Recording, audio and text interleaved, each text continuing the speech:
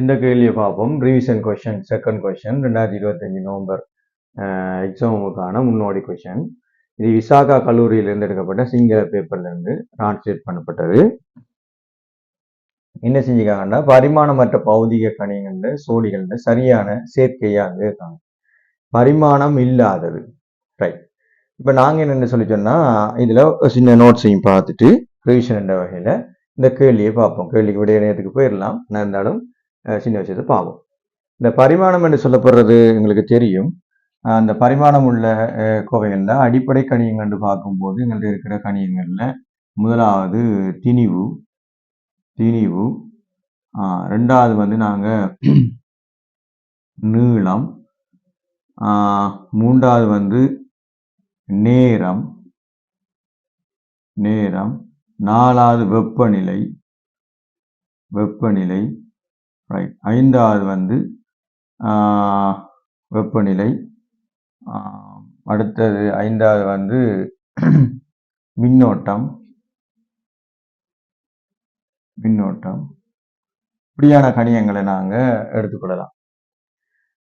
இந்த அடிப்படையில் எங்களோட சிலபஸுக்கு உட்பட்டதாக பார்த்தோம்னு சொல்லிட்டோம்னா, இந்த திணிவுக்கு எங்களுக்கு தெரியும் எம் என்ற பரிமாணம், நீளத்துக்கு எல் என்ற பரிமாணம், நேரத்துக்கு டி என்ற பரிமாணம் வரும்.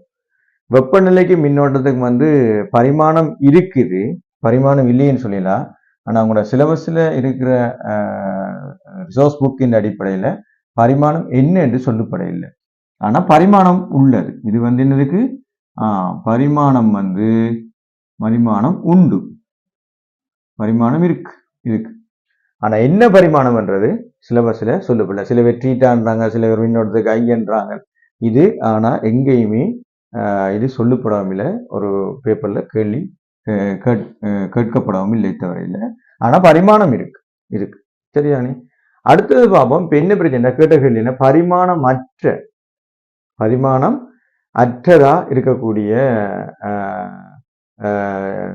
கணியங்களை தான் பார்க்கணும். இப்போ பரிமாணமற்ற கணியங்கள் என்று சொல்லி சொன்னா, பரிமாணமற்ற கணியங்கள் பொதுவாக ஒன்று வந்து முறிவு சுட்டியை நாங்கள் எடுக்கலாம். முறிவு சுட்டி. ரெண்டாவது வந்து உராய்வு குணகம்.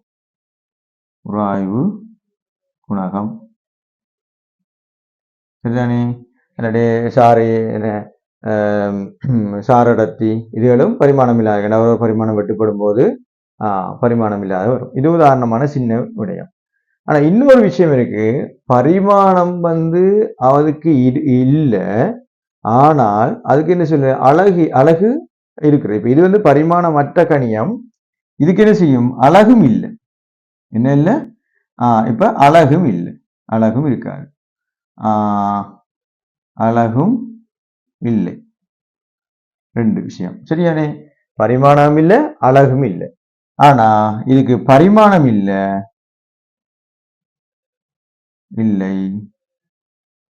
சரியானே. அழகு உண்டு. அது யாருன்னு பார்ப்போம். அதுல வந்து சொல்லுவாங்க, தலக்கோணமும் திண்மக்கோணமும் வந்து இதுக்குள்ள வரும். என்னென்ன? தலக்கோணம், திண்மக்கோணம். அப்ப என்ன? பரிமாணம் இல்லை, ஆனா அழகு இருக்கு. சரியா? இது முக்கியம் இந்த இடத்துல. சரியானே. இந்த நோட்ஸ் பார்க்கறதுக்கு தான் இந்த கேள்விக்கு நாங்க போறோம். அப்ப முறிவு சுட்டிய பாத்தீங்கன்னு சொல்லி சொன்னா, ரைட். அப்ப எங்களுக்கு தெரியும் பரிமாணம் மற்றது. ஓகே, முறிவு சுட்டி சரி, ஒரு ஆய்வுக்கூடம் சரி. ஆனா வெப்பநிலைக்கு நாங்க பரிமாணம் உண்டுன்னு சொல்லிட்டோம். ஆனா என்ன பரிமாணம் எங்களை புத்தகத்துக்கு இல்லை. அப்ப இது வராது. இது வராது. பரிமாணத்த சோடின்னு சொல்லிட்டாங்க. முறிவு சுட்டி, மின்னோட்டம், உராய்க்குணகம். அப்ப இரண்டும் பரிமாணம் இல்லை, ஆனா மின்னோட்டத்துக்கு பரிமாணம் இருக்குன்னு சொல்லிட்டோம். அதே போல முறிவு சுட்டி, உராய்க்குணகம், தலக்கோணம். ரைட். இதை வச்சுக்கொள்வோம். தலக்கோணத்துக்கு பரிமாணம் இருக்கா?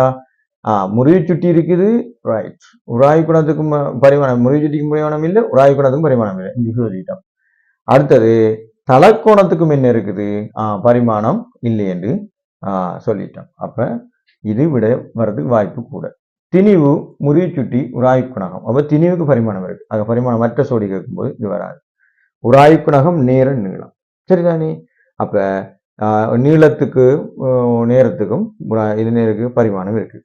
இப்ப பரிமாணமற்ற சோடின்னு சொல்லும்போது எங்களுக்கு பரிமாணமற்ற இதுகள்ல 2 இருக்குது. ஒன்று முடிவு சுற்றி இருக்கு, உராய்வு குணகம் இருக்கு, தலை கோணம் இருக்கு, திண்ம கோணம் இருக்கு. ஆனா தலைக்கோணம் திண்ம கோணத்துக்கு என்ன இருக்கு? அழகு இருக்கு, அவற்றுக்கு அழகு இல்லை. சரி.